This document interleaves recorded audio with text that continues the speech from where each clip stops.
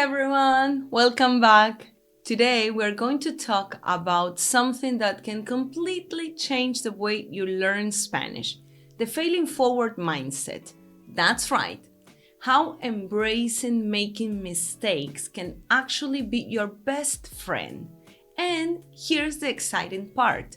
I'm going to share 3 techniques I use with my students to help them in the process and improve their Spanish faster.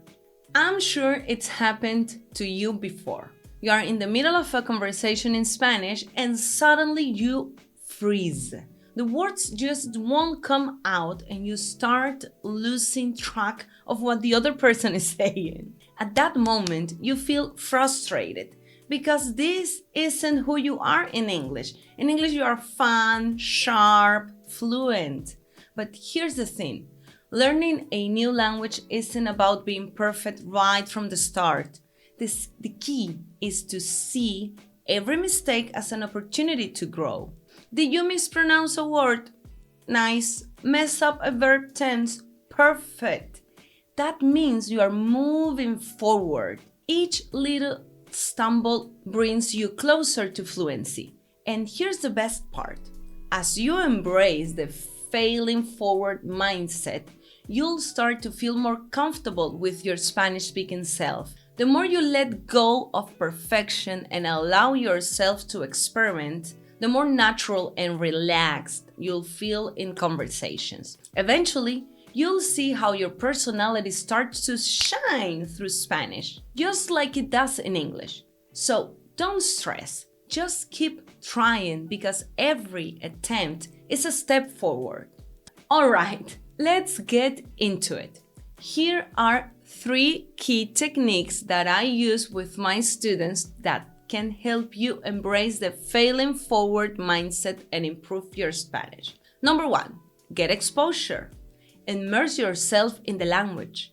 The best way to learn Spanish is to expose yourself to it as much as possible. Listen to music, watch shows, talk with anyone you can, even if at first it feels like you don't understand anything. And yes, learning something new can feel uncomfortable at the beginning, frustrating, even a little scary. But that feeling doesn't last forever. Let me tell you a story. I still remember the first time I tried rock climbing. My whole body was shaking and I felt completely stuck, afraid that I wouldn't find the next rock to hold onto. But little by little, I got used to that feeling, and now I even find it relaxing. Language learning works the same way.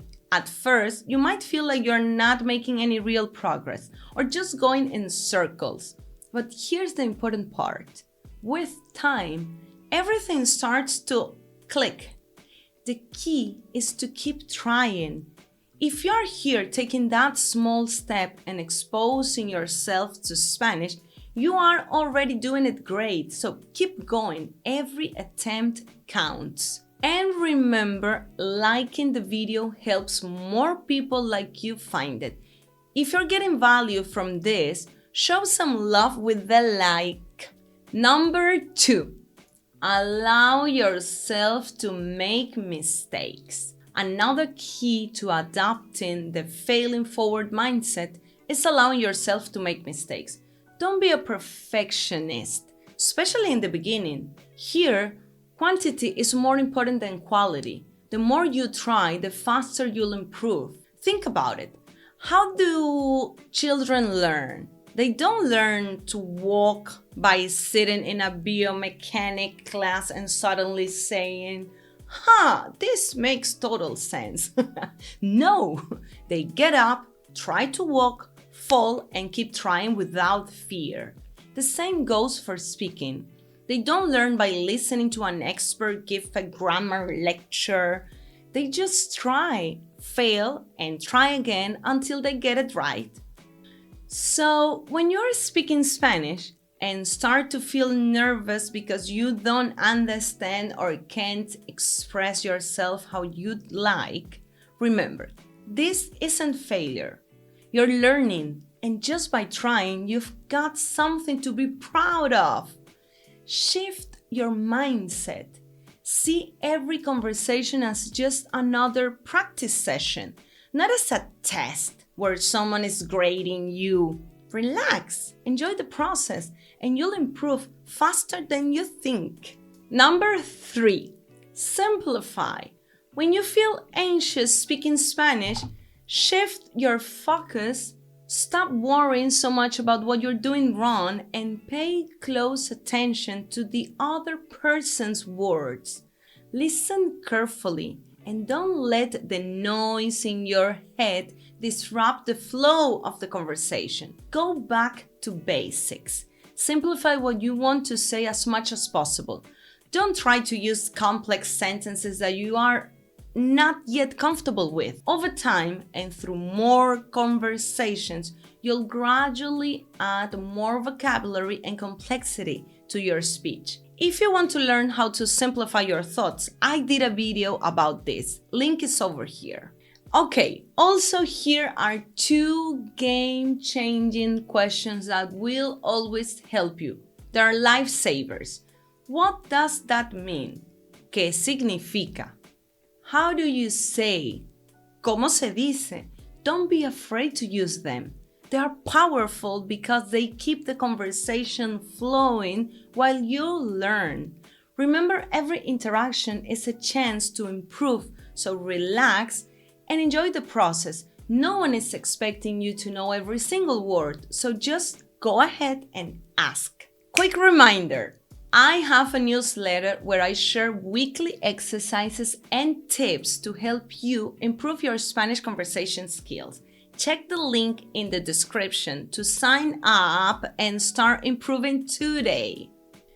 Now, let's observe an interaction where the person is relaxed, making a few grammar mistakes, but truly enjoying the conversation. You'll see how their body language speaks for itself. All right, guys, here we are. We're going to observe this interaction with one of my great students, and we're going to see how his body language talks for him. Okay, so let's see how he shows how relaxed he is. Sometimes we are in an interaction and we don't know the way that our body speaks for ourselves and the way that we handle our gestures and posture. And we show all the tension that it's in our mind, and it's because we feel that tension, so we just show it with our body. So let's see it together and let's observe and talk about it. ¿Qué es lo que más recuerdas así de tu infancia? Algo que sea significativo, que es un recuerdo que tienes siempre presente en tu mente. Es gracioso que tú lo dices algo. Eso, porque mi amigo y yo habla de eso ayer, Sí. Anoche, sí. Porque para mí es los sentimientos, feelings, ¿sí? Cuando era niño, los recuerdos que me recuerdo mucho. Me llegan. Me llegan. Ok. Son los sentimientos como ansioso. Ajá. Sí, ansiosos. Y miedo. Porque había una vez cuando fue en la iglesia. Ajá. Cuando era muy pequeño, y Ajá. mi hermano, mi madre, me olvidé, forgotten. So one thing that it's important to notice here is like he's very committed with the story. It is a personal story and it's a memory from his childhood. So he really wants to get the message across, and his priority at this moment is getting the message across and not getting stuck in the tense, in the right conjugation, the right adjective. He's just trying to communicate and make me understand the way that he felt or the memory that he has as a child. So This is super important. Like sometimes we get stuck in our mind because we want to say it perfect. And when we are in two-way communication, what is really important is getting the message across. So use all the tools that you have, right? So let's keep listening and we talk about it. En mi clase, pero no, realmente no olvidé, pero fue una hora en la iglesia con mí mismo. Entonces, por las próximas 3 años, me sentí mucho miedo en la escuela. Inseguro. Sí, me sentí. You can notice the way that he tries to keep the eye contact as much as possible. But when he's thinking, he's looking away and then he comes back. We all do this, like looking away once in a while. The most important part is not getting isolated too long because we're gonna miss the interaction. So knowing how to come back from our thoughts to the communication channel, it's key, right? So this is something that we can train by having a word, or when we notice that we are doing this too much, if we recognize the pattern, we can just say, okay, I'm gonna ask a question, whatever. So that will help you to be more grounded. And no worries, I got lost as well in a supermarket and my parents were looking for me and I felt terrified. And after 2 years of that episode, I was still feeling like, hold my hand in the supermarket, please. So yeah, let's go back to the other video and continue there. So in conclusion, speaking Spanish requires real engagement in conversations. My advice, build a safe space where making mistakes is part of the routine and negative corrections aren't allowed. Why? Because you're not going to learn from someone telling you how to speak over and over again. You'll learn to speak by actually speaking. But having the courage to do that requires more than just guidance. It requires a safe place where you can fail forward into Spanish. Thank you so much for watching. You have no idea how happy it makes me to see this community grow. I absolutely love reading about your experiences. It always inspires me to think about how I can better support my students. So, thank you so much. Gracias y chao pescado.